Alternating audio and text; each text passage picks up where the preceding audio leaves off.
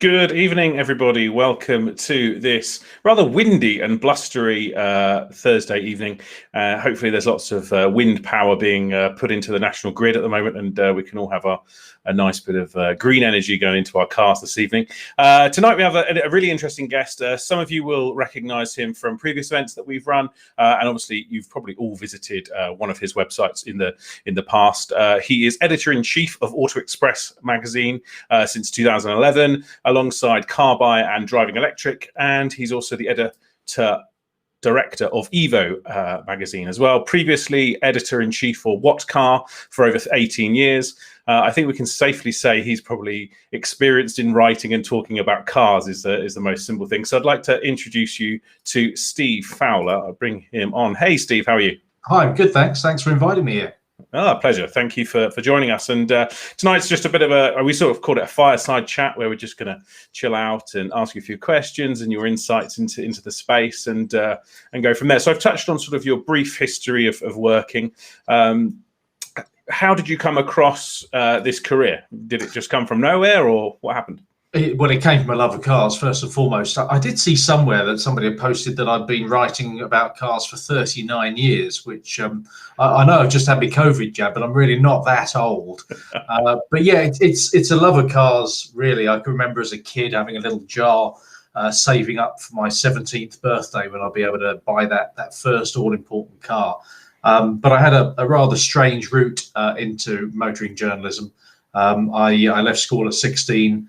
And went and worked in the city, did rather well there for a few years, and then I decided that I wanted to become an actor.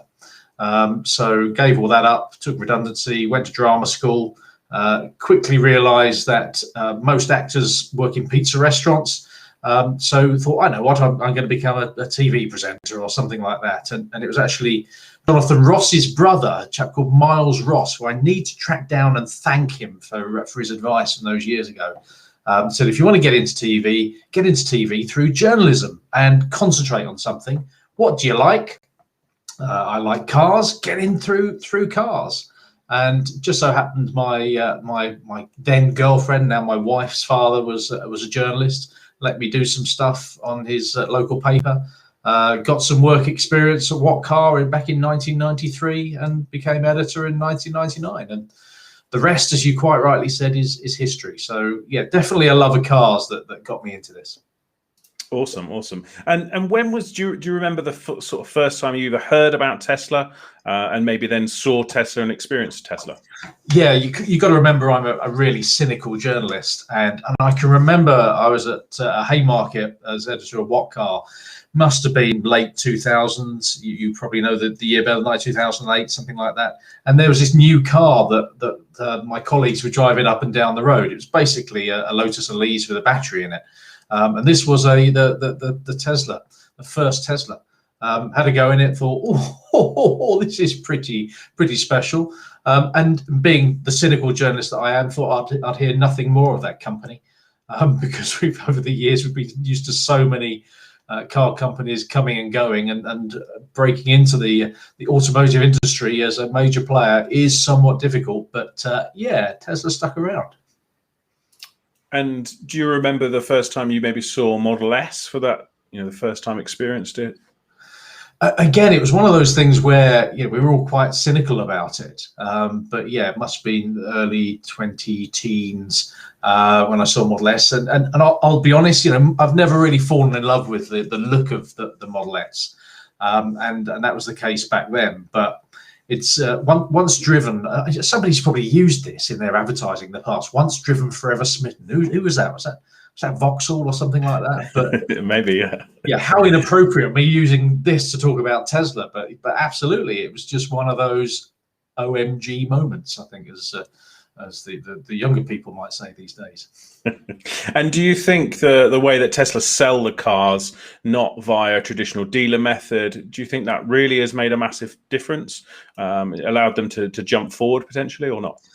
I think the whole ethos around Tesla, the whole fact that the company is a clean sheet of paper, really, isn't it? It's never happened in the automotive industry for tens of years, at least decades, generations, and everything that Tesla's done has been starting with, well, why do we have to do it the way everybody else does? I think that the retail thing, is it a massive change? Well, plenty of other people have tried similar sorts of things, the no haggle thing with Daewoo and selling direct and all that sort of stuff back in the 1990s. I'm not sure it's the way that Tesla's sold that makes them special, but I think it helps. Awesome. Now, I think we might have just lost your video feed. I don't know if Josh can come in and double check, but we can still hear you perfectly fine. It just you're slightly frozen, so apologies for that slight technical issue. But and how do you see the car world changing in the last sort of 5 years? It's, I think, dramatically changed. Do you think that someone like Tesla can continue with that change, or are they really just a catalyst? And frankly, it's the end in short sight. Yeah, that's a really good question. I mean, a lot of people say that the car industry is going to change more in the next 3 or 4 years than it's changed in the previous 100 years, and I certainly believe that. I mean, electrification is at the heart of that, as is other technologies, autonomous driving, and connectivity and use of data, all that sort of stuff. We're about to go through a major change that is really exciting, and I'm really honoured, really, to be writing about cars right now because of all the change, and because I'm a bit of a geek as well. And you reference those changes over the years. Obviously, magazines have changed, and I don't know the facts, but can you give us maybe some insights of how the businesses that you work for have now changed, going from maybe, I don't know, but just whether those magazine formats have changed more to the web or not, or if it's still equal? Or... Yeah, I mean, that's definitely the case. We are first and foremost an online business these days. We happen to have magazines as well. And if you look at magazine sales, AutoExpress used to sell 100,000 copies a week. Now I think it's around 34,000 copies a week, a very strong subscription base. But our website, I mean, I always struggle to comprehend these numbers. I always used to think about magazine sales in terms of football stadia. And how many football stadia, or what size football stadia, whether you're at Wembley or at Anfield or somewhere like Chelsea, which is about 35,000. It's easier to comprehend. But online, last month, which is a short month, we had about 4.5 million unique users. Now, a great portion of those are from the UK, about something like 2.5–3 million, and the rest from all over the world. But the sheer numbers of people you're getting online is absolutely enormous, and our challenge has always been to use that awful word, to monetize that, which has been something of a challenge over the years online. But it's now to the stage where revenues wise, online way outstrips what we do in the magazines.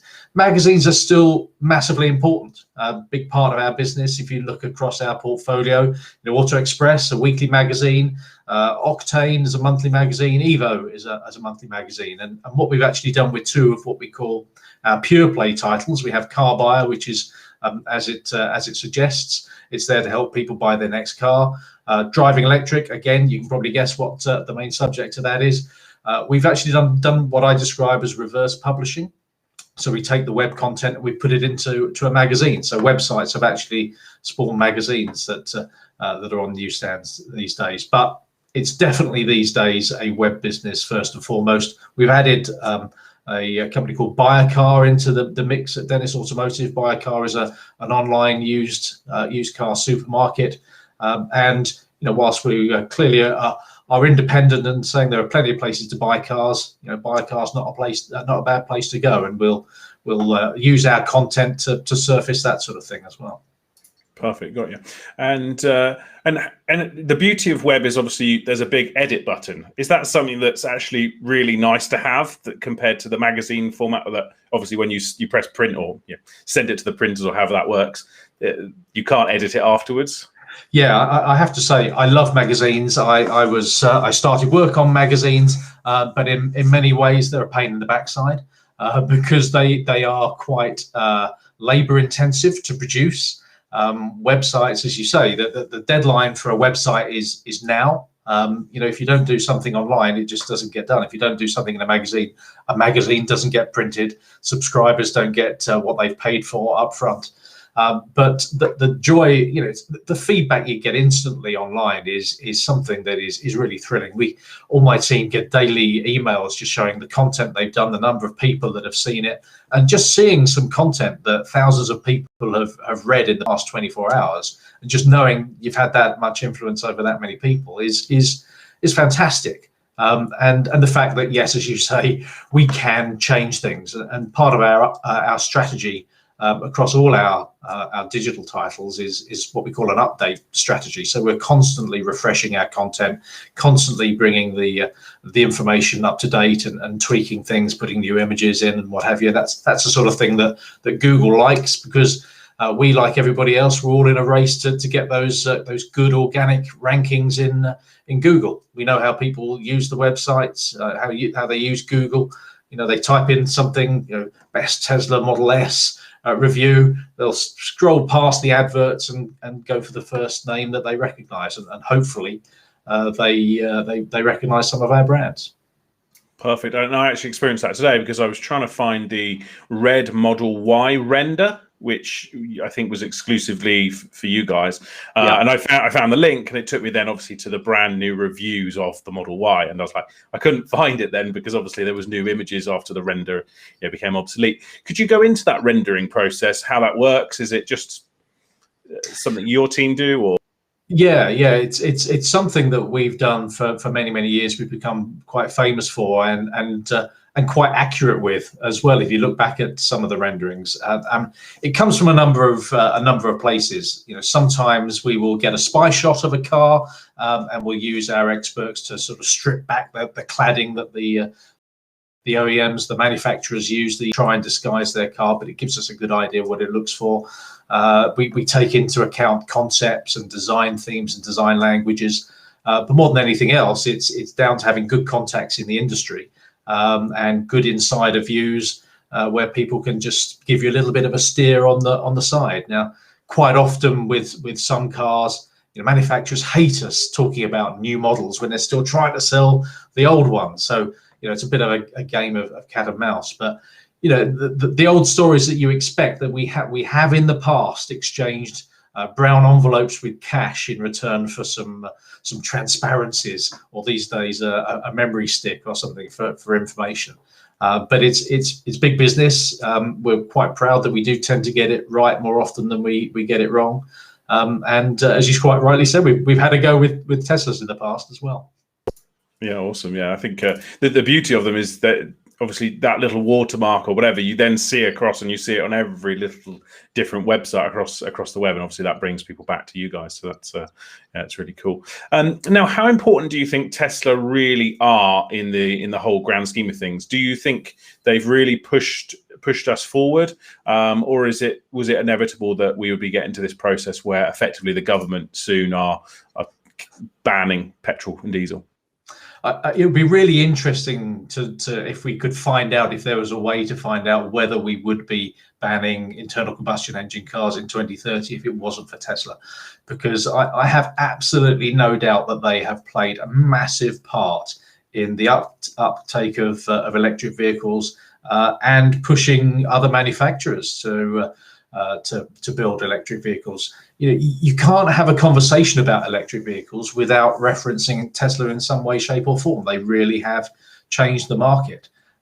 So whether we would be in a place where we might not be banning electric cars quite so soon without Tesla, who knows? But the bottom line is they've just had a massive effect. It's a brand that is in the public conscience. It's an iconic brand. It's like, think of a van, you think of a Transit, think of an electric car, you think of a Tesla.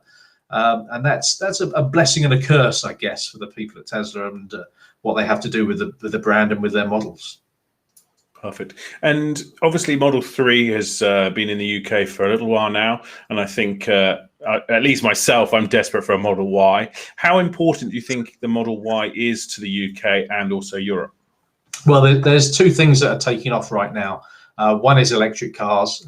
We're seeing traffic to all our electric car pages go through the roof.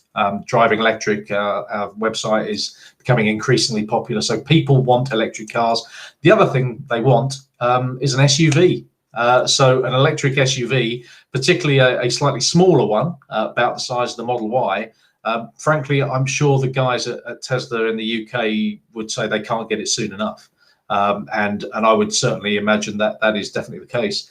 This week, in next week's magazine, we've just driven the Volkswagen ID.4, which in many ways, that's going to be a Model Y competitor. But again, the reason that Volkswagen have rushed that car to market as well is because, yeah, the ID.3 is out already, but they know that people really want SUV. So that combination of electric and SUV, that's a winner. Yeah, it certainly is. And what do you know, or have you seen, or maybe some thoughts on the Chinese-built Model 3, versus the Californian-built, American-built? Have you either heard about any of that, or any just general thoughts on that? Yeah, I haven't experienced a Chinese Model 3. Let's put it that way. The thing I would say, in my experience, the biggest contributor to build quality across the industry generally, and I include Tesla in that, is the factory. And modern factories tend to build better cars. It's as simple as that. I've had the pleasure of traveling to Fremont, going on a factory tour, which was great. And it's true to Tesla. It's a different, although it's an existing factory, and there are bits in there that, not least the stamping presses that were there before. It's not the same as another car factory. Now, there are good and bad aspects to that, not least because production, as Henry Ford laid out, is a very it's a very complex thing, and doing it right, car makers, that's one thing they have got right over the years, production. And Fremont is a little bit different. Now, I'd love to go to the factory in China just to see how different it is from the California plant. But the bottom line is, I would fully expect Chinese Teslas to be built slightly better than those in the US. In the same way, bizarrely, I had a conversation with Audi once, and they were saying how the Audi A8 in China is built fantastically, but Chinese-built cars always have to have Chinese script on the back, and buyers of premium Audis always wanted the ones that were built in Germany, even though they might not be built quite as well. It became a status thing to have that car that was built in Germany rather than China. Perfect. And I guess that goes also back to paint quality. That the one thing that with Californian law is that the paint has to be a certain thickness. I think they're only allowed a certain amount of paint per car. So presumably, have you ever seen other Californian built cars? I presume there's not many. Yeah, I have to be careful here because I have family out in the US, and I can remember my American dad, as I refer to him, taking me to see his friend who just bought himself a Cadillac, and he was so proud of his Cadillac, and I was looking over it thinking, is this the best that America could do? It was like it was built from old egg boxes. The plastics in there were just really poor quality. And much as there's an awful lot to love about American cars and American built cars, build quality isn't something that you would, if you're playing word association, you'd say American cars, you wouldn't say build quality, would you? And sadly, that's something that's hanging around Tesla's neck a little bit as well. Yeah, and I think, on my personal level, I've seen that you do see the change, from a 2014 Model S to a 2021 Model S, or in this case, Model 3. But which competitors out there do you think really can catch up with Tesla? Do you think the distance between the Tesla and those other ones is frankly too much? What are your thoughts? Yeah, that's another good one. I think there's two ways of looking at it. I spoke with the CEO of Audi recently, and he was referencing Tesla all the time, and quite honestly, just saying we want to beat Tesla. We want to be better than Tesla in everything that we do, whether it's battery technology or the drive or whatever. So you've got the likes of Audi, Mercedes, BMW, Jaguar saying they're going all electric. It's no longer a differentiator. As Andy Palmer, who used to be the CEO at Aston Martin, said recently, being electric isn't a differentiator. The other way to look at it is, who don't we know yet? Who's out there that could well be a startup that's not even on the starting blocks yet? We know Fisker is out there looking to do things. We know that Apple and Google have been looking at cars. I think Apple is something that we still look at quite interestingly, because they've got the retail infrastructure, and they know that they can just put their label on something that's built to their standard and just made anywhere, frankly. So potentially the biggest rival and biggest competitor to Tesla, we don't know yet. But ultimately, Tesla has first mover advantage. It's got the brand, and it does seem to be every time anybody gets close, Tesla just goes a little bit further.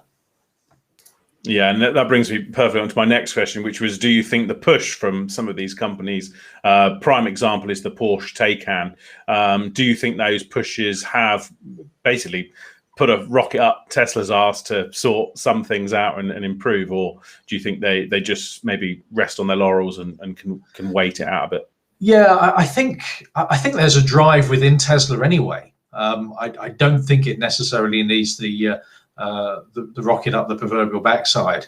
I think there's that drive internally to improve, and just because that's the way the company is, just looking to do it. It's not a car company. This is the thing that the car industry doesn't get. They're trying to compete with something that isn't a car company or doesn't think like a car company. The Taycan, I think, it's a very, very interesting car, a fantastic car. I mean, it is sensationally quick, and it handles brilliantly. It rides incredibly. Dynamically, Porsche really could teach Tesla a thing or two, and ride quality is one issue that, much as I love all the Tesla Model 3 and Model S, the ride quality is always a little bit on the firm side.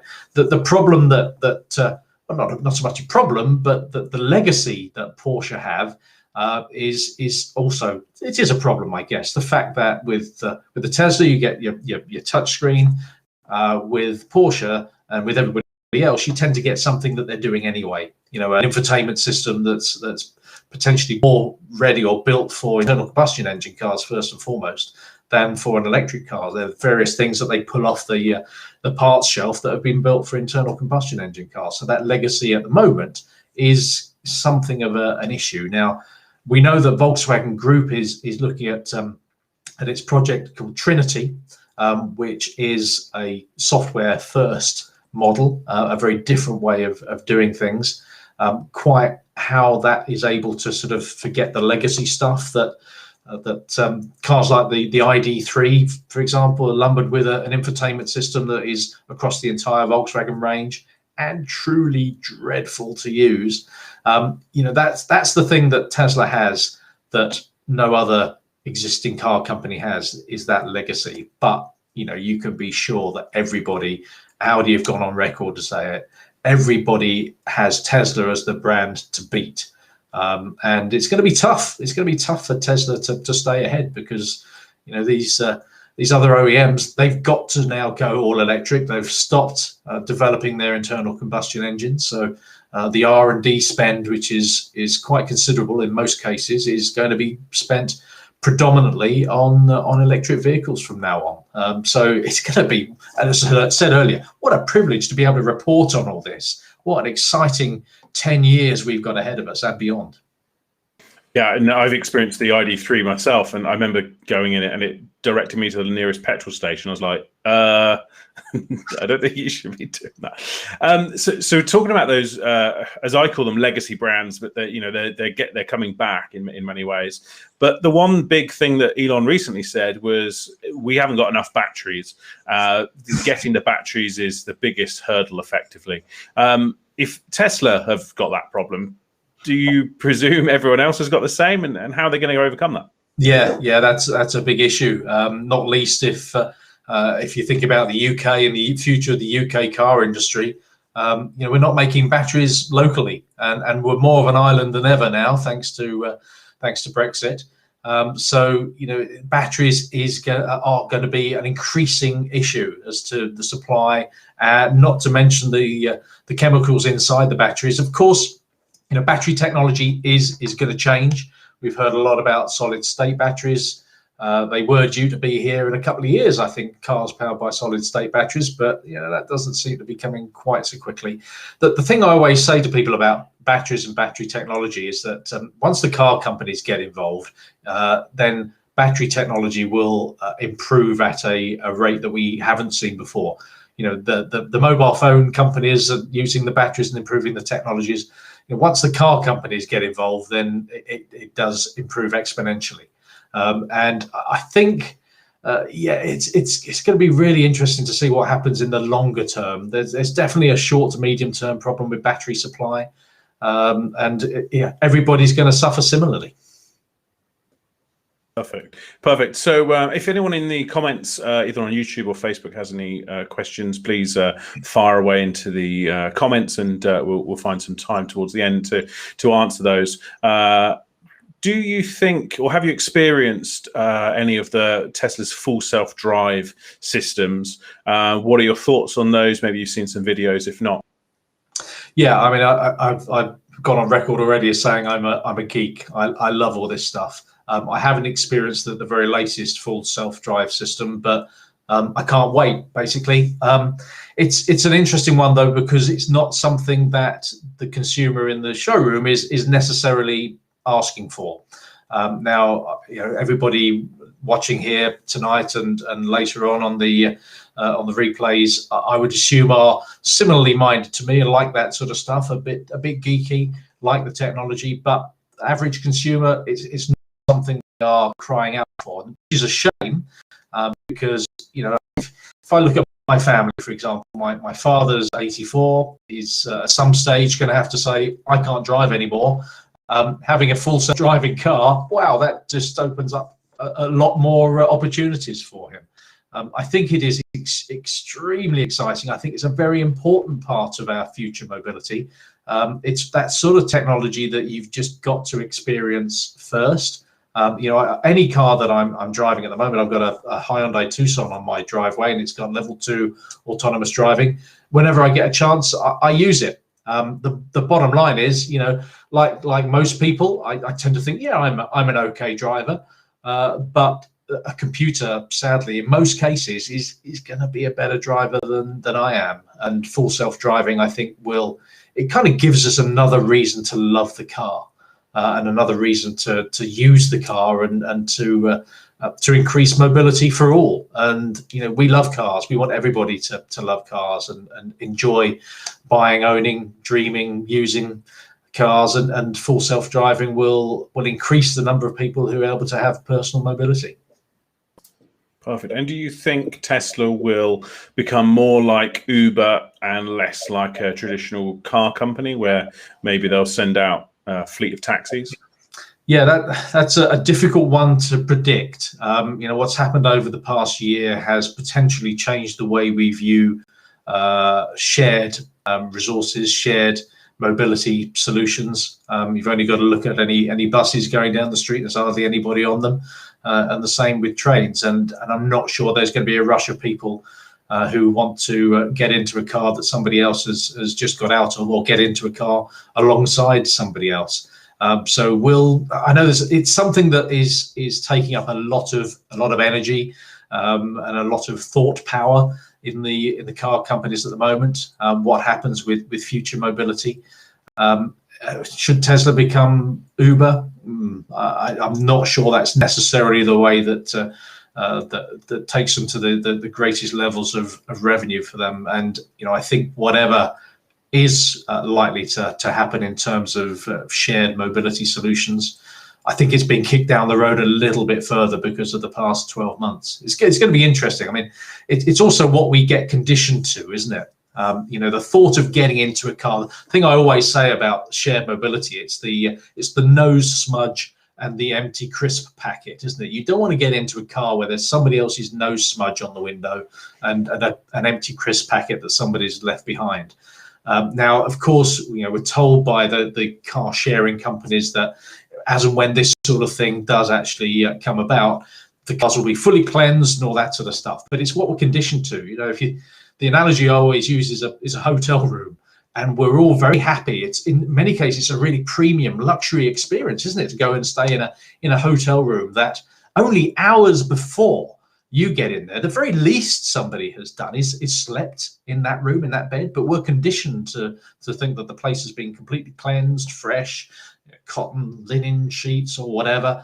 Now we've got to get conditioned into that if we're going to really embrace car sharing and shared mobility, that cars will be cleansed and it will be a pleasant experience. But it will take time, but we may well get there.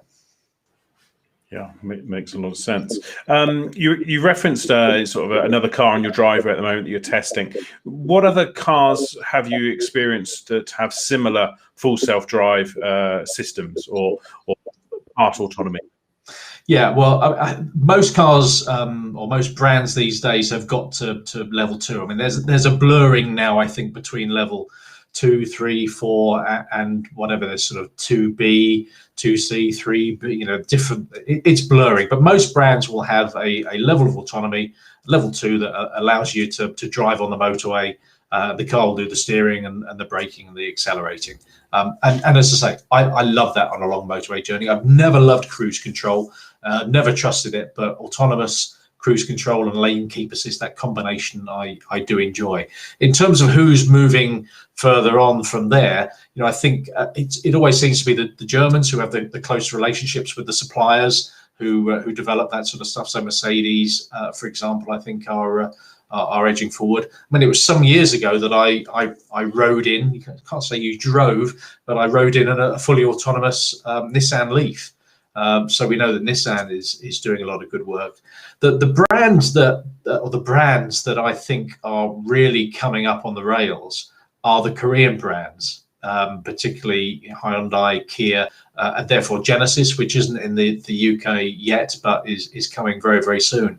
If I look at the technology that's coming from those brands, look at the Ioniq 5, the new Hyundai. It's a sensational looking thing, designed by a guy called Sangyup Lee, who's a former Bentley designer, now working for Hyundai. 800-volt charging as well, on a car that's going to cost from £40,000, and then also with the very latest autonomous technology.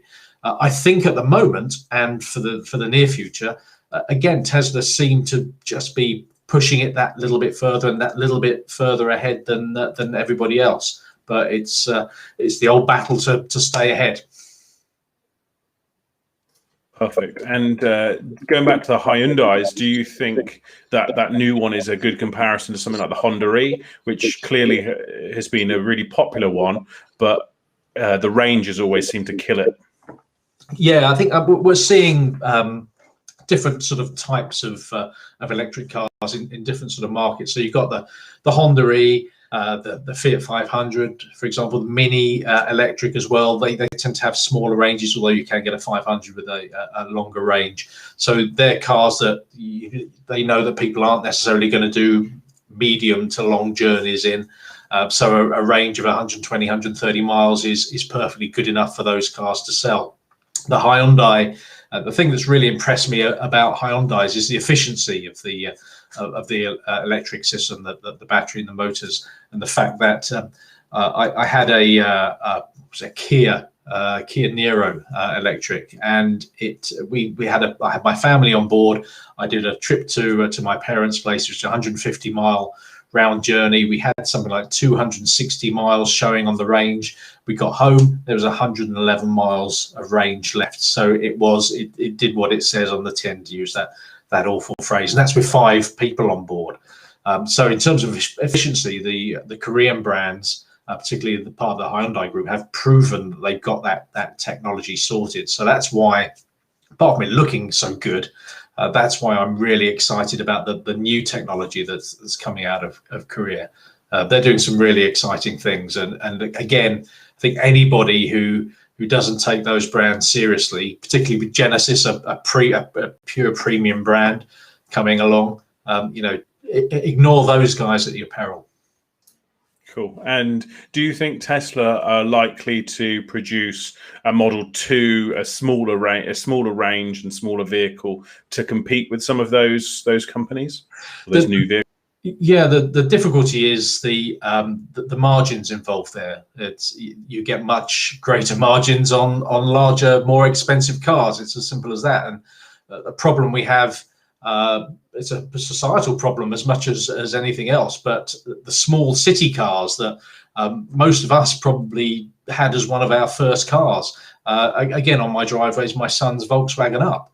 Will the Volkswagen Up be replaced by a car at a similar price? No, it won't, because legislation is making these cars dead as much as anything else. By the time you put all the emissions technology and the safety technology and everything else on the car, the price just makes it uneconomical.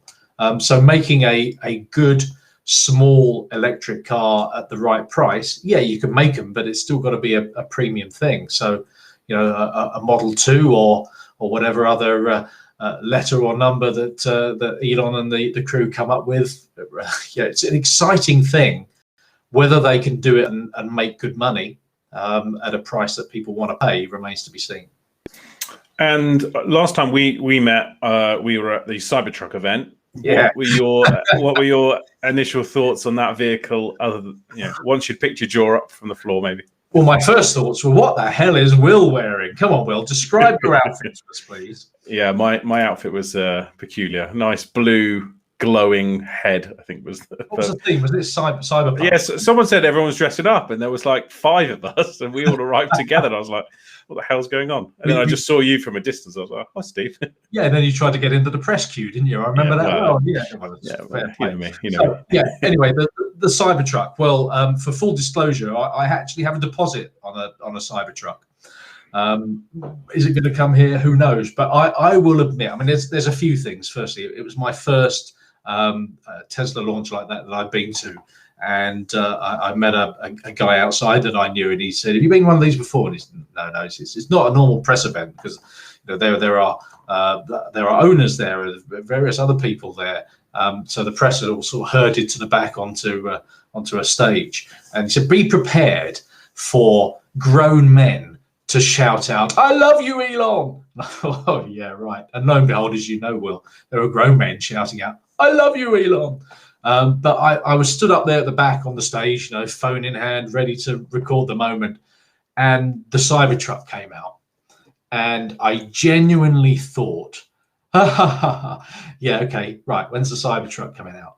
I thought that was just something that was just going to slide off stage, and then the real one that looked a little bit like a Model S or a Model 3 would come onto stage. But no, it stayed. And then we had the window smashing incident, obviously, and that was the Cybertruck. And again, it's just a great example of what Tesla does best. Yeah, was that you shouting, Will? I don't think I shouted exactly. I did shout at Elon, and he responded actually during the live, but I didn't quite shout that. But yeah, it's I mean, ultimately everything that Tesla does makes your jaw drop to the floor. Nothing more than Cybertruck. And it's one of the things I like. You know, I mustn't go over the top. I love what Tesla does. I love their cars. Bit of a fanboy, I'll admit it. But the thing that I like most about the car is it's a car company with a bit of a sense of humor. You know, could you ever imagine a German manufacturer making something, or even showing something like the Cybertruck? There'll be somebody saying, no, you can't do that because X, Y, and Z. You know, can you imagine another brand having a fart mode in its car?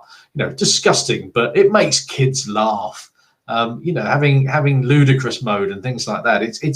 It's doing things differently. It's fresh. It's original thinking, and every industry needs people to challenge them, and that's what Tesla's done. And that's what I like about the Cybertruck. It's just different. It's different. It's bonkers. It's cool.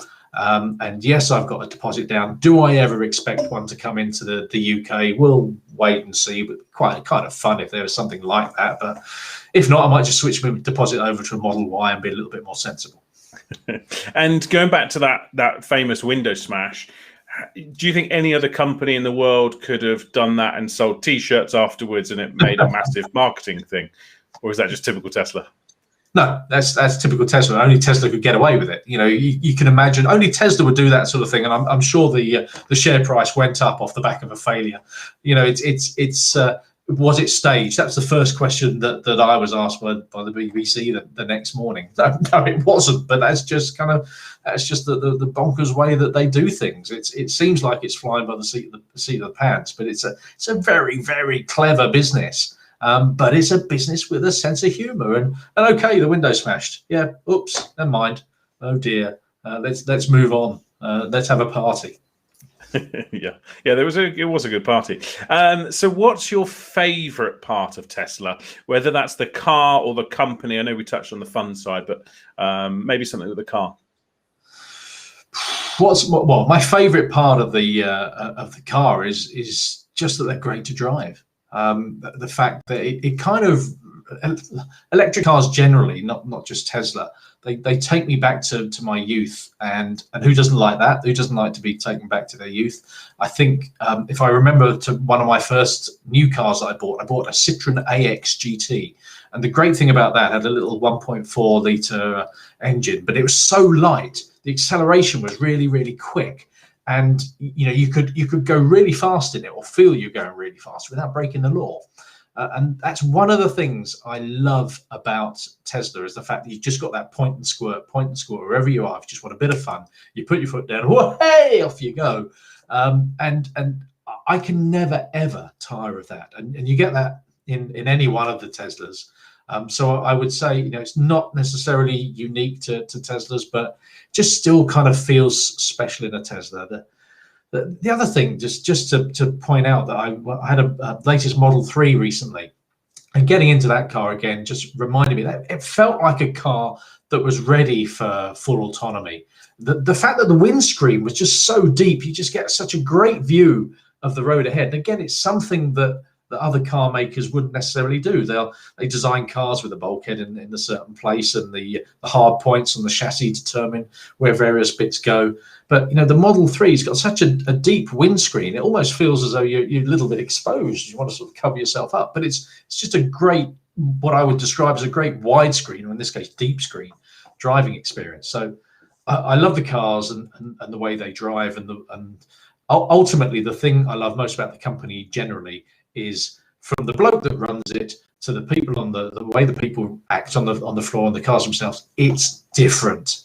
And if you look at every other car company, it's very difficult sometimes to tell the difference between car A, car B, car C.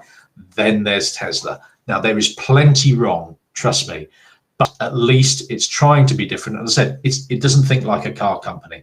And one thing that one senior exec, a chap called Ian Robertson, who was on the board of BMW in Germany, one thing he always told me was to keep questioning things. Just why? I think it's the Japanese thing about asking why all the time.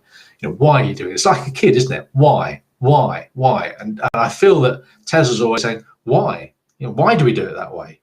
Why do they do it that way? Let's do it differently. And that is massively refreshing and massively appealing. And I'm really looking forward to whoever will be the next Tesla, because there will be another one. And that brings me on to my next point of, what's the one thing you would love to change about the cars if you could? Yeah, I think the one thing I would change about the cars is probably the one thing that most people want to change about the cars, and that is quality. They aren't cheap cars. Quality has improved, and so this latest Model 3 that I drove was much better. But there are things that the car industry does where they build cars really well. And I can remember one senior US exec saying, if Apple, I think he was talking about, think they know how to make cars, we take raw steel and turn it into cars. It's difficult, and building cars is probably the trickiest bit. Building cars in big numbers and getting that quality right. But Tesla is a company that is learning fast. It's obviously putting different processes in place, and it will, I've no doubt, get there. But at the moment, the one thing I would change is improve the quality, please. And I think probably that one of the biggest USPs is the Supercharger network. A, would you agree with that? And B, do you think other companies are taking that point seriously enough? In reverse order, no, I don't think other companies are taking it seriously enough. We'll probably talk about the charging infrastructure in a little while. I can remember I had a Jaguar I-Pace, which was one of my long-term loan cars I had for a while. And I remember driving it down to the Aston Martin factory in Wales. And I knew I could get there, but I couldn't get back on one charge. I'd have to do what we would have called in the old days a splash and dash. And I pulled in on the motorway, and I'll say one word: ecotricity. Stopped at one place, just couldn't get it to work. went to the next filling station along the motorway, couldn't get it to work, eventually had to come off the motorway. The story. But all the time, every time I stopped, I looked over, there's a bloody row of Tesla Superchargers laughing at me. And I think, so we will no doubt talk about charging, but it's for me the biggest issue now is charge anxiety. It's not range anxiety. And again, thinking differently, Tesla has taken responsibility for that, rather than just saying we don't take responsibility for the petrol that goes into your tank, so we're not taking responsibility for the electricity that goes into your battery. Tesla has said, we need to play a part in that, and paying money to monitor or whatever, that's part of it. But charging for me is the biggest issue. Well, you could argue that batteries as well, and a UK gigafactory is quite important. But in terms of mass adoption, mass take up, the charging infrastructure has to improve. Or you just buy a Tesla and they pretty much sorted it for you. And we might as well continue on the charging element. What are your thoughts on what the government needs to do to either mandate or to push change there? Yeah, I've said before, I did something with the BBC a few weeks ago. So nobody really wants regulation, but I fear it's something that we may have to, because you've got all these companies popping up. You look at again, Ecotricity, which a virtual monopoly on the motorways, but there's no legislation or anything to say that they have to have a service level agreement or something like that. So they get away with having unreliable chargers, old chargers. There's a lot of investment going in, and a lot of companies are doing a lot of good work. But I think the government has to take some sort of responsibility now, whether that's to set up some sort of ombudsman or something. Somebody needs to take responsibility for making sure that the charging network not only improves and increases in size, but that it's reliable, that it's easy to use. As I said, I think that the biggest barrier at the moment to people buying electric cars is worrying about the charging network. Now, the problem is, I've got a charging point on the side of my house, so I'm fine. And when I have electric cars, rarely do I have to use the public charging network, because I've got a full tank, shall we say, when I leave home. But if you're test driving a car, you won't have a charging point on your home yet. You'll have to use the public charging network, and that's where people get which app shall I use? Oh, it's just not working. It's not connecting. What's this plug's got 2 bits on it? It's just too difficult at the moment.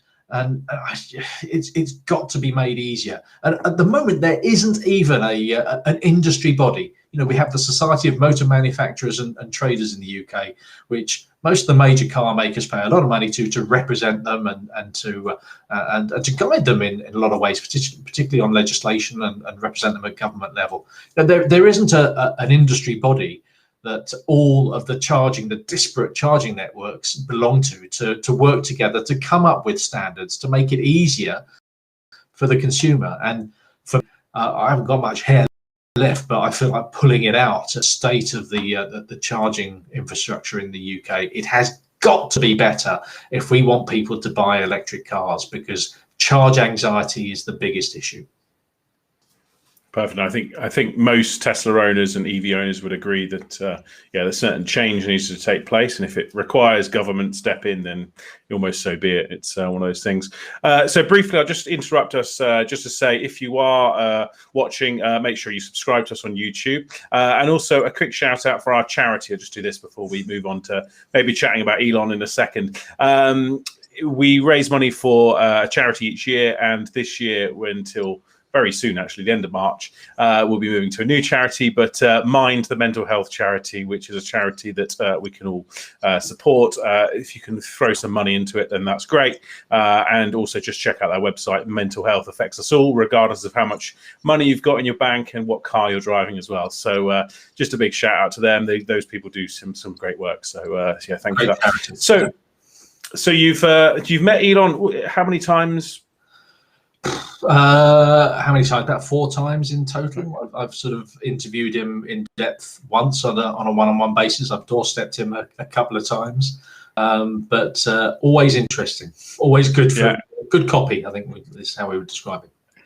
And how is he compare? I mean, you referenced earlier you spoke to the Audi CEO. How does he compare to those other people, or is there no comparisons? Yeah, ultimately they're CEOs with big responsibilities for big companies, and a lot of people who are dependent on a lot of their decisions. But he is a really interesting guy to talk to. He's very open, very willing to talk. Very soft hands as well, lovely soft hands. But the first time I met him, I was doing an interview with him for AutoExpress, and it was recorded for the BBC, and it's where we got the biggest story that we've ever published on autoexpress.co.uk, which was when Elon told me the name of the Model 3, because we went through the story about how he wanted to call it Model E. So he had Model E, SE and X, and Ford, he said, owned Model E, wouldn't let him use it, were killing sex. And, I did what any journalist would do. And I just said to him, well, if you can't call it Model E, what are you going to call it? And he looked at his PR man and said, can I tell him? And he said, well, you're the boss. And he said, okay, well, we're going to call it Model 3.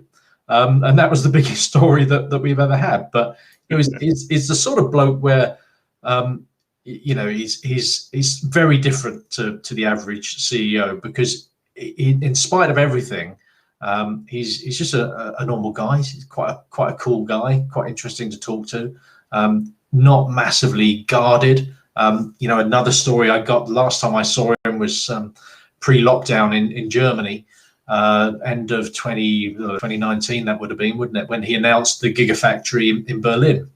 And I again did what any journalist did, went up and said hello to him. And I, one of the things I genuinely think he remembers people as well, which is interesting. And he told me that he didn't consider the UK because Brexit was a worry, and it was a massive story again the next day. But imagine many other CEOs; they'll be a lot more guarded and a lot more thinking, what does it, what are the impacts of me saying things like that? And he's just a bit more off the cuff, as for good and for bad, I think. But he's always a joy to meet. He'll always answer your questions, even when his PR people might not want him to answer your questions. And from my brief experiences with him, I think he's pretty good fun as well. makes sense. I mean, I can echo that, because when he's done that Sandy Monroe interview, which I'm not sure if you watched, and he basically admitted to don't buy a Tesla at certain points of their scaling, which for a CEO to say is pretty insane. Would you agree? Yeah, absolutely. But that's my experience of him as well. You ask him a question, he'll give you an answer. And would I agree with what he said? Yeah, probably would. Yeah, absolutely. So he was only saying what he should, but would Duesman at Audi say that? Don't think so. Certainly wouldn't be there in his job the next day if he did. And you reference, obviously, the Tesla's Gigafactory in the UK, not being a thing because of something like Brexit. Do you think that will change, and do you think the UK needs it? I hope so. Yeah. I know there are. Did the UK government exactly make a play for a Tesla Gigafactory in the way that Germany and Berlin did? I don't think they did, and that's a big part of it these days. The political side of things. The incentives that are offered, whether it's through taxation or just pure cash, which shouldn't be the case, but I'm sure is. So, I think our government has to work harder. I hope once things calm down and Brexit is a thing of the past, and we know what direction we're headed in and what trade deals there are, etc. The UK is a really, really big market. And if we have free access to Europe, it's still going to be a really good place to put a gigafactory. One thing that I had a conversation with him about, I think it was at the plant in the Netherlands, where we spoke about a UK R&D base. And the other thing I should point out, I think he is without doubt the smartest guy I've ever met. I'm pretty sure when I asked him the question, he was running the numbers in his head as we were talking, and he said, "Yeah, I think we should have a UK R&D base." Hasn't happened for whatever reason, but the UK is a fantastic place to invest without me sounding like a politician on waving the union flag. But there is a huge amount of expertise in the UK. Every year on AutoExpress we do a Brit list, and Brits over-index in the global car industry purely because of the amount of expertise that we have over here. So here's hoping that at some stage Elon comes back and we can persuade him that the UK will be a great place to build another gigafactory. And you touched on how important the UK is, but in the last few weeks and months, we've realised that Model S and Model X is basically on hold in the UK. You won't be able to get one if you order one today for at least a year, or 11 months, I suppose now. Why do you think that is? There are all sorts of problems with bringing cars and other things into the UK. I mean, part of the problem, I suspect, is there are other markets out there that will buy them and pay good money for them. But the UK has made it rather complicated to do business here. With thankfully, without the tariffs that we were fearing, but certainly with the amount of paperwork and other complications, it's something that I think the government has to address, and has to address reasonably urgently. But unfortunately, it seems to have other things on its plate at the moment. And I think, that's the same with Model Y. I mean, the ability to even pre-order a Model Y is still not the case. Now, I don't know what you've heard over the years, but with Model 3, obviously, there was that delay. Do you think it's simply the fact that Tesla want to pause that delay so there's not a lot of people waiting? Because fundamentally, something like the VW ID3 or 4 is going to take sales away from Tesla. So why would they not take money now? Ultimately, that's a question for Tesla rather than me. But I find it as frustrating as you do. We always have to wait. It seemed like an age before we eventually got Model 3 over here. It's good. We made it car of the year. It's that good. And Model Y, it's ultimately they're going to wait for the gigafactory to start churning them out before they can't have any sign of them coming over here. There is the demand there. This is the frustrating thing. There are plenty of people who want Model Ys. I don't think it's a case of let's build up an order book and make sure the order book is big enough. I'm pretty certain that it's big enough now. And in the meantime, you're absolutely right. You're going to have the VW ID4. You're going to have the Skoda Enyaq. You're going to have the Hyundai Ioniq 5. Kia are announcing a new model. Everybody is coming into that space. Electric cars, SUVs, it's what people want. But sadly, the UK, we're a pain in the backside by having the steering wheel on the wrong side too, and the engineering and costs involved in that probably don't help. Brexit and the paperwork and things doesn't help. It's falling into the too hard tray, really. And if you can sell as many cars as you can make in Norway, you tend to gravitate towards Norway, don't you? So I'm going to put you on the spot now. So you've got £45,000 in your bank account, and you want to buy a new car. What do you buy? Shouldn't show you that, should I? So my colleagues would say the Ford Mustang Mach-E is a better car than the Model 3, and I can understand why. Speaking perfectly honestly, I've had this conversation with my wife. I'm a serial car buyer. It's a one-in, one-out policy. I sold at a different level an old Audi A2. I'm looking at the moment for an old Jeep Cherokee XJ. But my wife doesn't particularly like the idea of it. And I said, well, how about we buy a Tesla? And she said, yeah, right then. So, that for me, that's as good as a signal as you're ever going to get. So if I had £45,000 in my pocket, I'd probably, it's a difficult one. I want a Model Y. That's the car that fits my lifestyle more than a Model 3 does. I need the hatchback. I've got a big dog. I don't think my Cybertruck's coming anytime soon, so I would love a Model Y. But I think I would honestly say, and I'm not just saying this because of the T-shirt I've got on at the moment, but I would buy an electric car. I love the experience of an electric car.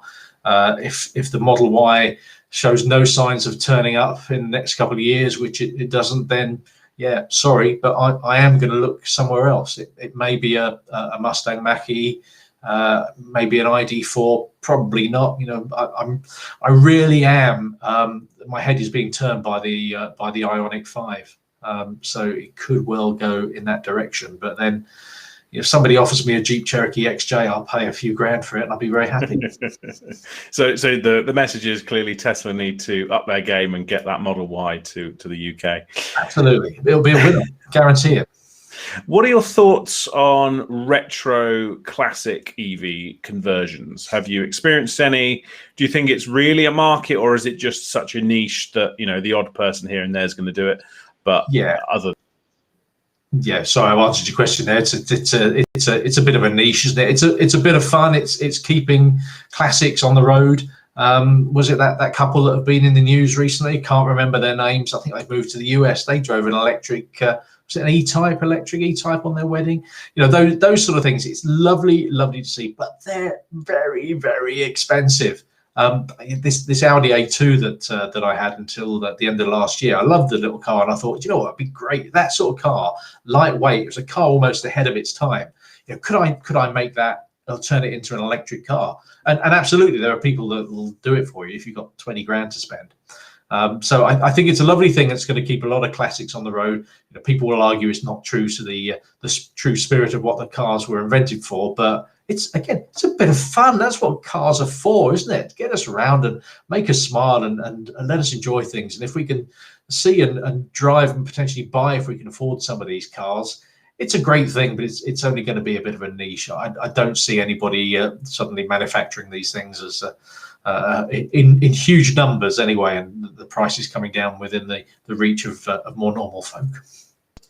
Now, the word hydrogen, what do you think? Sorry, move on.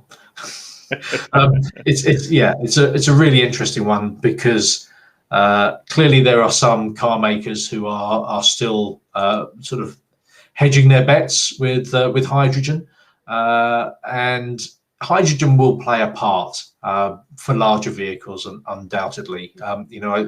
Speaking to JLR recently, they've announced that they're going to be testing a hydrogen-powered Land Rover product, probably a Range Rover, for larger cars where battery technology currently is going to be a bit challenging because of the weight and size and everything. It can make some sense, but for me, for the longer term in cars, I don't think hydrogen is the solution, and that's backed up by some sort of far cleverer people than I. I referenced Andy Palmer, who's former CEO of Aston Martin. Clearly, he has an agenda now as a non-executive chairman of a battery company.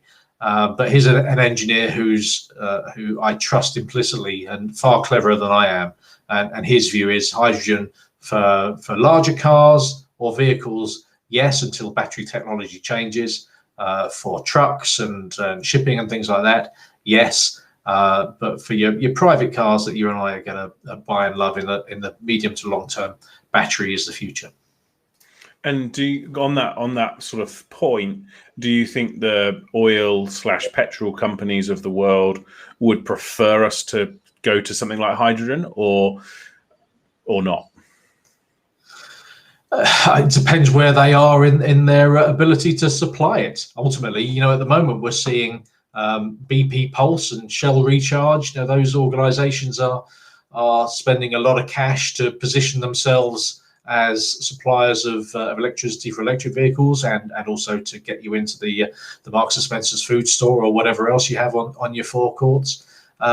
It's a challenging time for the oil companies. Ultimately, they've got a fair while yet. The internal combustion engine car isn't just going to disappear in 2030. There's going to be a lot of them around. But I think you're going to see the influence of the oil companies, certainly in terms of fuels like petrol and diesel, and to a degree hydrogen, waning. And those that are jumping on the electric bandwagon, I don't think it's just greenwash. I think it's a smart thing to do, but there's a lot of work to be done. And similarly, whenever I turn the TV on these days, you've got oil-rich Saudi Arabia encouraging you to go there as a tourist destination. So quickly trying to change their business model as well. So a lot of work is going to need to be done to change business models of the oil companies too. Yeah, and I think that's a concern, like you say, when people like BP took over Chargemaster, the naive thinking is, well, they're just going to slow the whole process down. clearly the government have actually, I think, done the right decision personally that they've put in that legislation. But do you really think that's the case? They're not going to, drag their heels with it, and they're really going to invest in it? I think they've got to. I mean, they look long term. They've got to look long term. Yeah, the oil companies are going to be around for a good while yet, but ultimately, what they're selling isn't going to be around forever, and people aren't going to want to buy their product in the long term. And you've got sort of public pressure, legislation telling people to go elsewhere. Let's be honest, it's not just petrol and diesel that these companies sell. But they've got to hedge their bets a little bit more, and ultimately, as we were saying about Tesla, there are going to be plenty of other companies coming on. There's some really good charging networks. Instavolt, for example, who did very well in the driver power survey recently. They came out very well. Tesla Supercharger network, unsurprisingly, came out top.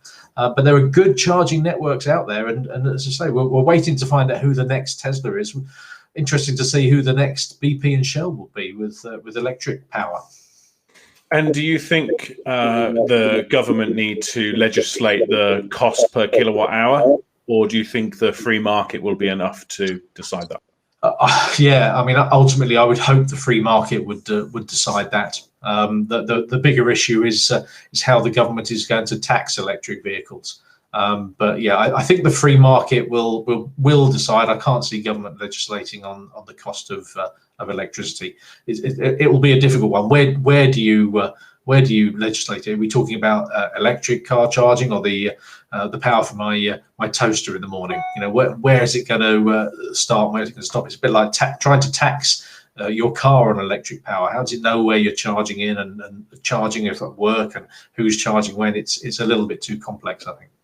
Yeah, and I think you can easily, run a cable into the house versus, a dedicated charger if they legislate a charger. So yeah, exactly.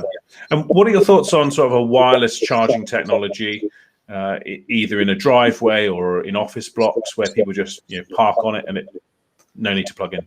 Yeah, it's one of those technologies that's been around for a while. I mean, ultimately, as I understand it, I'm not an engineer, not a true specialist in this sort of thing. It's always going to be flawed. It's never going to be as efficient or as fast as plugging something in. It's exactly the same with, I've got a wireless charging pad just out there that we all put our phones on, and next to it is a plug. And if I want a quick charge, I'll put the plug into the phone. If I want it if I've got a bit more time, I'll put my phone on the charging pad. So yeah, it's there, it's convenient. At home, maybe, excuse me, it might be a good thing, but yeah, publicly, I think it's going to be a little bit challenging. And in the roads as well. Who's going to dig up the roads to put a charging network in? I think there's enough potholes already to make us not think that's going to happen. The one sort of most hated comment, I think, within certainly the circles that I see, is this term self-charging hybrids. Do you... Sorry, I knew you were going to come to that. You've probably followed me on Twitter as well to see. Do you think that the public actually cares, and do you think they are being fed a lie? Ultimately, it's clever marketing. I know where you guys are coming from, but it is a hybrid. And it charges itself. It doesn't need a plug. The problem I have is the confusion that there is over the different types of hybrid. Yes, is it being disingenuous? Well, they're not lying. That's the bottom line. Would the Advertising Standards Authority come down on them like a ton of bricks if they were saying something that was untrue? Yes, they would. As I said, self-charging hybrid is clever marketing. I think the bigger problem is when you've got manufacturers saying hybrid, and it's a mild hybrid. Now, then there's the confusion and slightly disingenuous, I think, by pulling the wool over the consumer's eyes, saying yes, it's a hybrid. Well, it's a mild hybrid, which is very different to a full hybrid, which is very different to a plug-in hybrid. So you do have to explain it, but also there is, and there always is, the onus is on the consumer to ask the questions. But if somebody is shouting hybrid and it's a mild hybrid, yes, it is, but that is a little bit disingenuous. Now, I presume in your magazines you don't talk about vans. Is that a fair assessment? Well, we do actually. We have a Okay, van channel on AutoExpress on CarBuyer, and we cover electric vans as well. Oh, okay. Well, that perfect answers that then. Because what are your thoughts on electric vans? Have you looked at something like the UK-based Arrival and those sort of things? I think electric vans are going to be very, very important in the not too distant future. I mean, if you look at what's been happening and the way the world has changed for good over the past 12 months, I have a white van turn up outside my house with somebody running up the driveway with a parcel in it pretty much every day, mostly thanks to my daughter. But the last mile delivery service, the Amazon vans that are going around, they are perfect for electrification. For about driving sort of carbon off the roads, then to turn a lot of those white vans electric, I think will be a good thing. And of course, the thing that whether we're talking vans or cars, there's never enough focus, I think, in the sales literature and the sales process on the reduced running costs, on the cost of an electric vehicle, electricity versus petrol, maintenance of an electric vehicle versus maintenance of a petrol or diesel thing. So I'm excited by electric vans. I think they can't come soon enough. They tend to be a bit larger, so the batteries tend to be a bit bigger. So they kind of work, I think. Certainly not the last mile thing isn't for hydrogen, but for battery power, definitely. Awesome, perfect. So we're coming towards the end of the questions that I've got here. So again, another quick shout out for anyone watching. If you've got a question you'd like to put forward to Steve, we've got sort of 10 more minutes maybe, and then we'll finish up. The yoke steering wheel that you saw with the Model S. Yeah. What are your thoughts? Is it realistic? It's supposedly legal, but yeah, it's legal. Again, you just can't imagine anybody else doing that other than Tesla. Not on a production car anyway, on a concept car for sure. But do I really want to use it? It's a bit of fun. I will reserve judgment until I've actually used it. Obviously, with full self-driving, then ideal. But you can have a steering wheel that folds away potentially, eventually.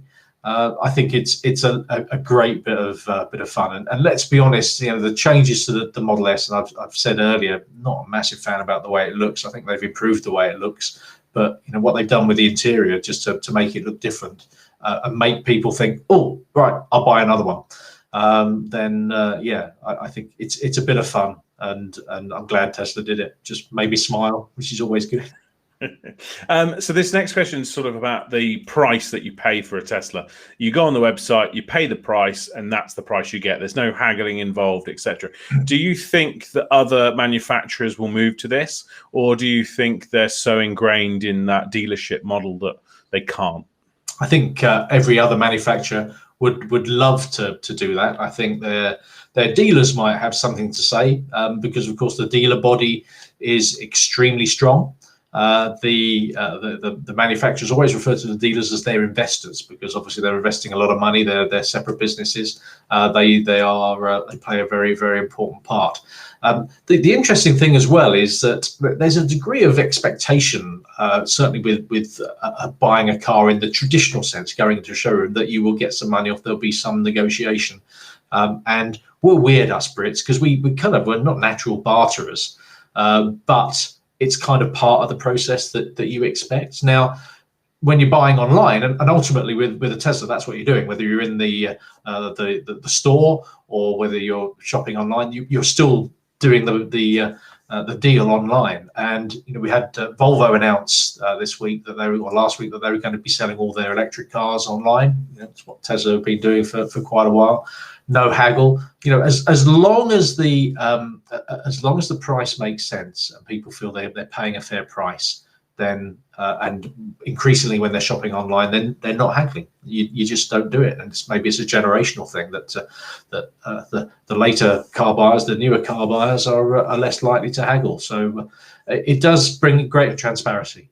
We can't argue with that. And on that, do you think that the dealer network can coexist with the model that Tesla have got? Yeah, ultimately, again, it comes down to legacy. Tesla have proved that you don't necessarily need to do it. Now, you might argue, and again, one of the criticisms we see from Tesla owners is it's not particularly easy sometimes to get your car in for servicing. You have to travel quite a way, and dealers aren't particularly in the most convenient places sometimes. In terms of what the legacy manufacturers are doing, clearly they have a dealer network of their investors that they have to support. So with Volvo, for example, it doesn't mean that you can't go into a showroom and buy a car, but you're going to have to do it in the same way that you do it in a Tesla shop. You just have to sit with the sales person or the demonstrator, whatever they call themselves, and go online and be assisted in doing the deal. And ultimately, though, cars will always need some form of maintenance. They will always need to be delivered in some way. There need to be physical locations where cars are stored and prepared and all that sort of stuff, whether we call them dealers or service centers or whatever, but those sort of operations will need to exist. And I guess in some ways, having a dealer network, it's like I was saying about Apple as well, in terms of retailers. Apple have got retailers. Most Apple stores, you could probably fit a car in there if you needed to. The car makers at the moment do have dealers that can deliver cars even if they're not going to be selling them in future. And do you think that Tesla's model of going into sales locations like shopping centers, etc., will continue with other manufacturers where they have to do that, otherwise they're missing out? Yeah, well, I think shopping centers are challenged in themselves at the moment. And again, how that changes when life returns to normal remains to be seen.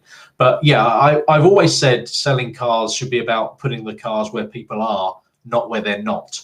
And if you're in a shopping center, why not have a car retailer or a car demonstrator at a shopping center? It kind of makes sense. Nobody really likes to go to those out of town shopping malls, do they?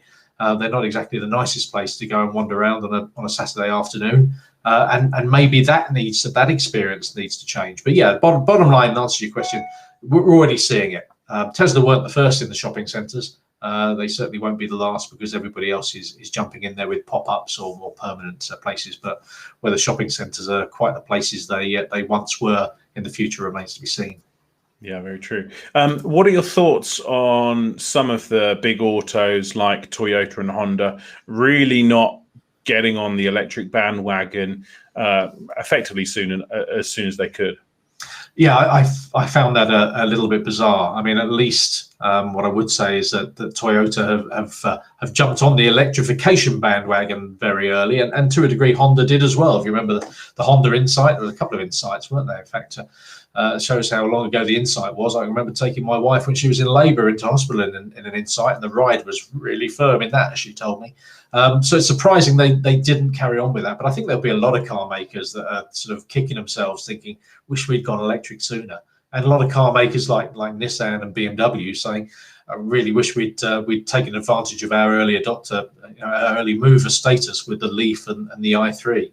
But yeah, I'm surprised that the Japanese makers didn't go full electric sooner. And secretly, I reckon they're regretting it.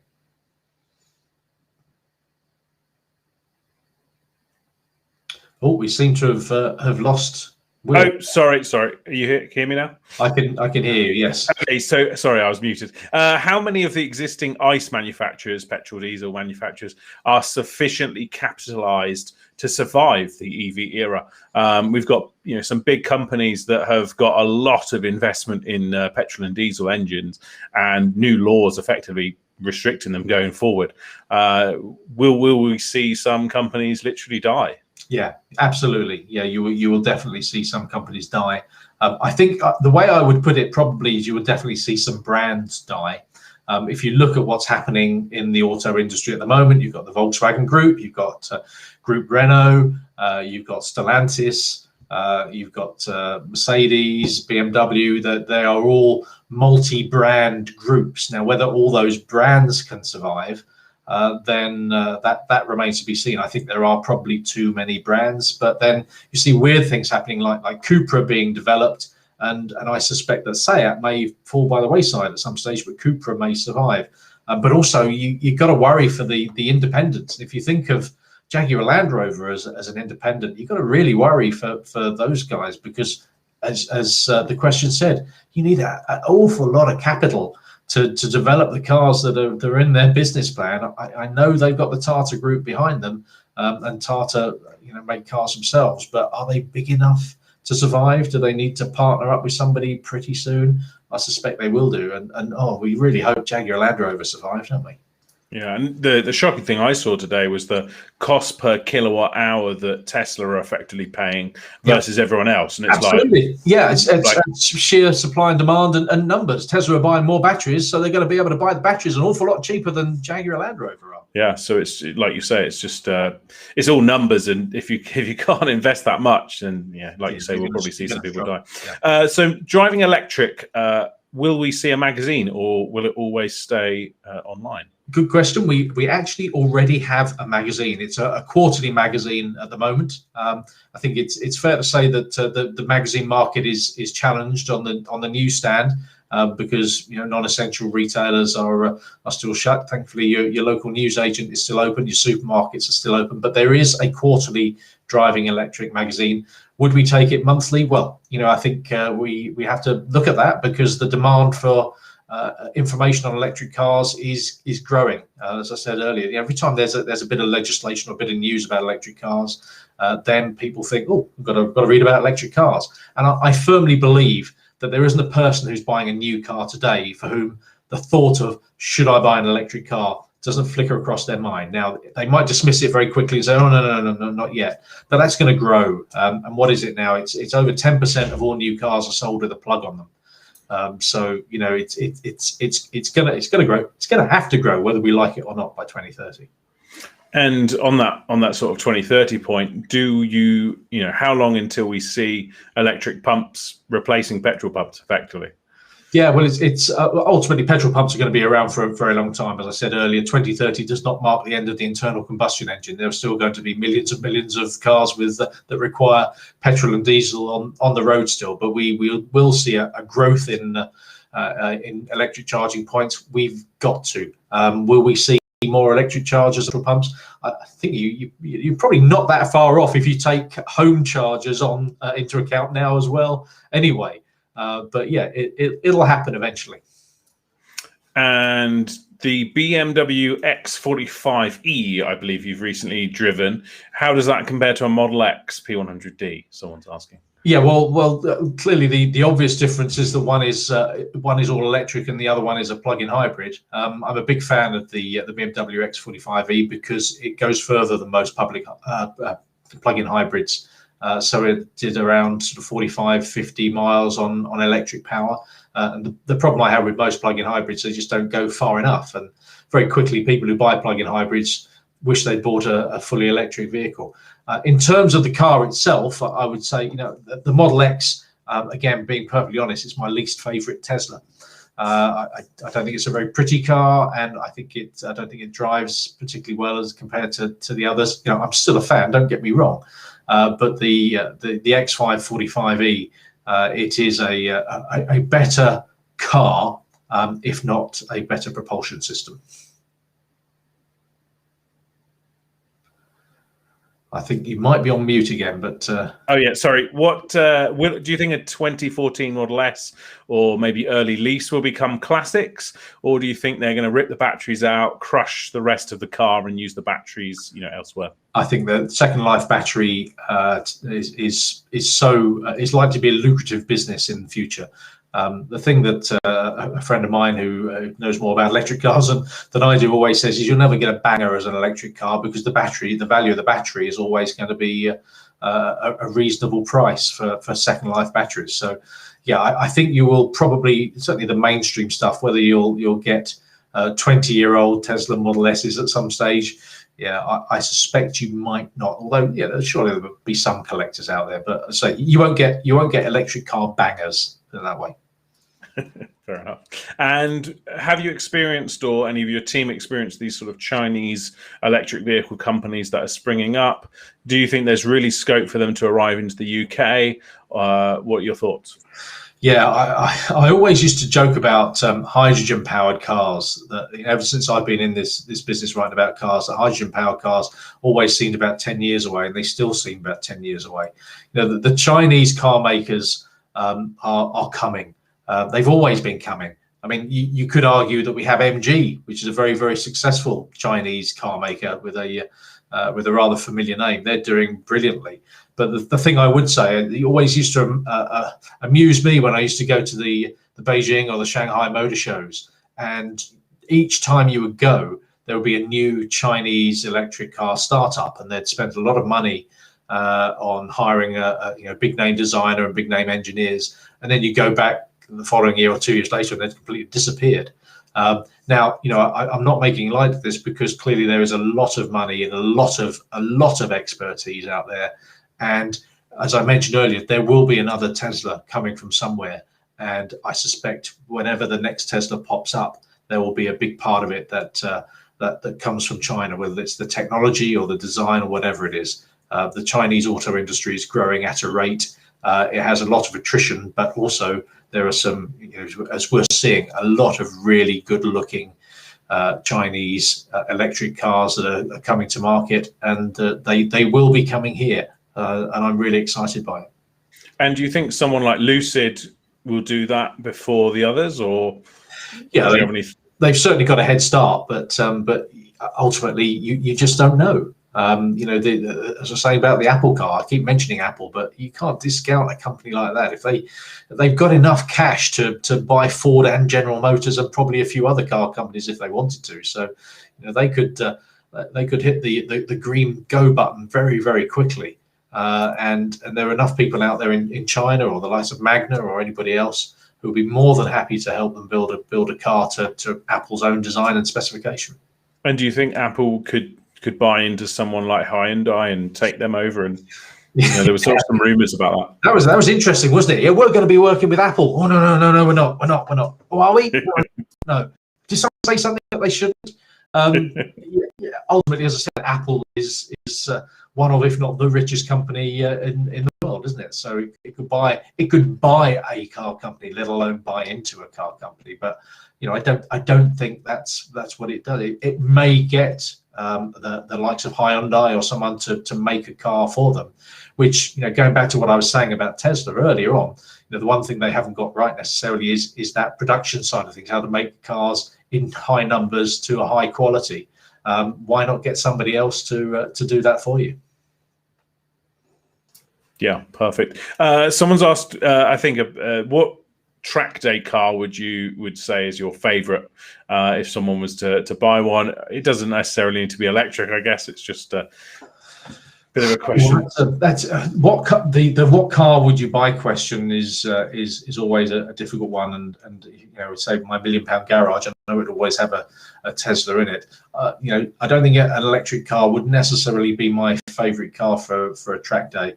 The new BMW M3 or M4 is absolutely sensational, and as a last hurrah to the petrol engine. If I could go for something like that, then great. But you know what? Something old that you could just strip the old 3 Series or something that you could just take a bit of weight out and just have some fun with. Track days are fantastic, and hopefully electric cars eventually will become lighter and more fun.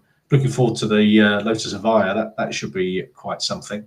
But yeah, at the moment, if I was buying a track day car, it would probably have to have a petrol engine. Sorry. Like, I always compare it to horses, and we still go and watch horse racing and stuff. Absolutely. Yeah, that's fine. So probably our last question, actually. Can you see the UK energy grid coping with EV drivers selling back energy to the grid? I don't know how much grid information you know, but yeah, that's the V2G cars are certainly coming. That's a really interesting question, really. But it's ultimately it's supply and demand, isn't it? Yes, the grid may be willing to take energy back from you, but they might not be paying you much for it. In which case, you're not going to do it, are you? That's when V2G really works, doesn't it? When you can buy the energy cheaply when they want to get rid of it, and sell it back when they desperately need the energy. Now, if everybody's trying to sell it back at the same time, you're not going to get the price for it, and supply and demand will ensue. It's going to be interesting to watch, though. I'm excited by that sort of thing. The thought of pretty much running a car for nothing. And again, that's the holistic approach that Tesla has taken to charging. You know, they'll sell you the solar panels, they'll sell you the battery for the wall, they'll sell you the car to put the energy into. That all makes sense, and we know once people have bought the electric cars, they go on to start thinking, should I get a solar panel? Should I get a battery on the wall? And ultimately, that's what we want to become more sustainable in that direction. Perfect. Well, I think we've wrapped up all of the questions that we have tonight. So I just wanted to say a big thank you to you, and maybe if you've got a couple of minutes just to explain sort of maybe where people can find more information on what you as a company do, and the various sort of websites and things like that. That'd be great.